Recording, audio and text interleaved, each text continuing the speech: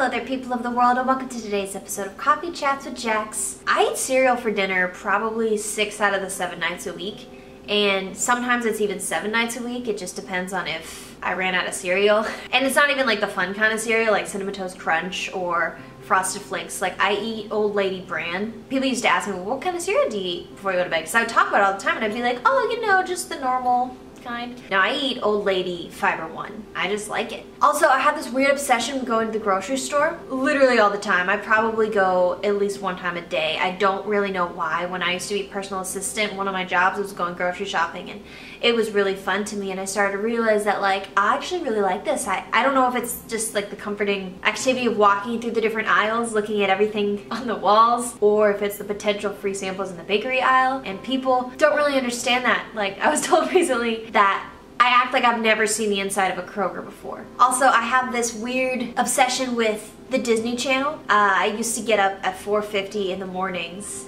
during my middle school life to first work out to my mom's aerobics tape and then take a shower and then get in as many episodes of either Full House or Lizzie McGuire as I possibly could before I had to leave for the bus stop. And the more episodes I'd get in, like, the better of a day I would think I'd have. I'm not that dedicated anymore. I don't get up at 4:50 in the morning. That's kind of a weird thing to do for an 11-year-old, honestly. But I even did the hoedown throwdown at work the other day. It's kind of funny. People were very impressed. There's a lot of things about me that I think are really weird. And to be honest with you, I get insecure about that sometimes. I get insecure about the things that make me weird or the things that make me different. Like, why do I eat cereal for dinner? I'm a grown-up. I'm 22 years old. I should be cooking actual meals. But you guys, recently I've been learning that there's a lot to be said about being confident in ourselves enough to be proud of the little quirks, enough to embrace those little things about you that aren't like everybody else. And I go through waves, like I said, of being insecure, being confident. And I'm sure that there's some kind of big spiritual answer to that. I'm sure that there's some kind of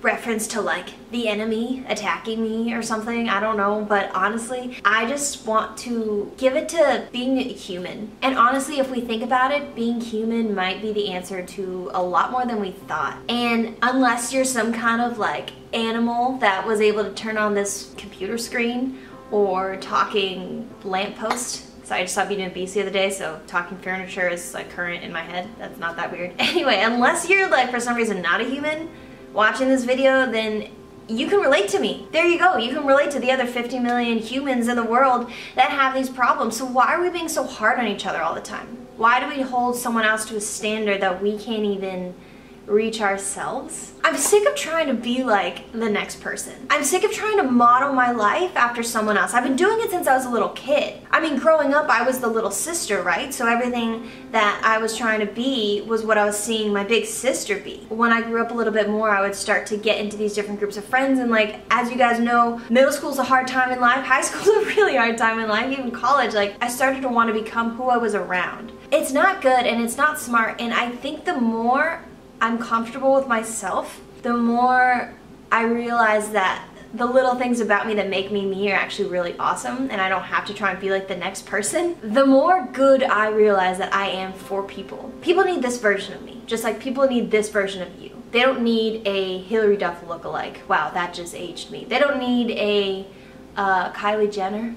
Who's current? They don't need a lookalike of somebody else. I don't know where we got confused on what makes a person cool or not, but there's something inside of me that tells me that we have it wrong. We have it backwards. Like, who decides on status? We unfortunately live in a world where we get a little bit too excited when we get a certain amount of followers on Instagram. We keep trying to be the next big thing. We keep trying to get this instant gratification of everybody else. But what's weird is that I feel like the most broken people sometimes are the most successful. I haven't been able to get it out of my head that Robin Williams, a man who reached such high success, more than he could have ever dreamed of, killed himself. Like, if that doesn't say something about us having it wrong, I don't know what else does. We're chasing and we're chasing and we're chasing. It's honestly backwards. Okay, I've said this before, but Jesus didn't hang out with the people with the highest standards. He didn't get his little crew around him and, like,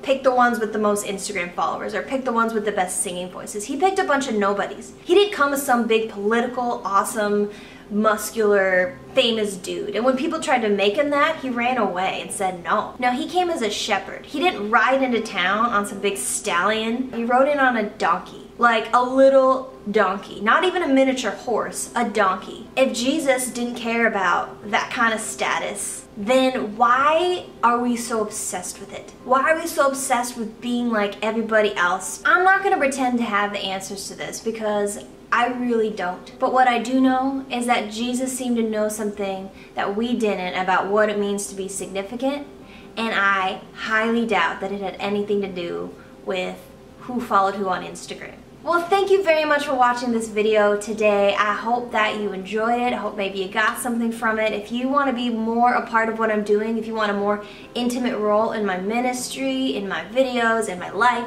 please go check out my Patreon page. There's links in the description box below or the box on the side of the screen. That's where you can go find out more about that. I'm writing a book. This episode actually came from what I was writing about yesterday. I was feeling very passionate about it, so if you want to be able to be one of the first to read my book, the first 3 pages are out now on my Patreon page, so please go check that out if you're interested. And yeah, have a great rest of your day, and I'll see you next week.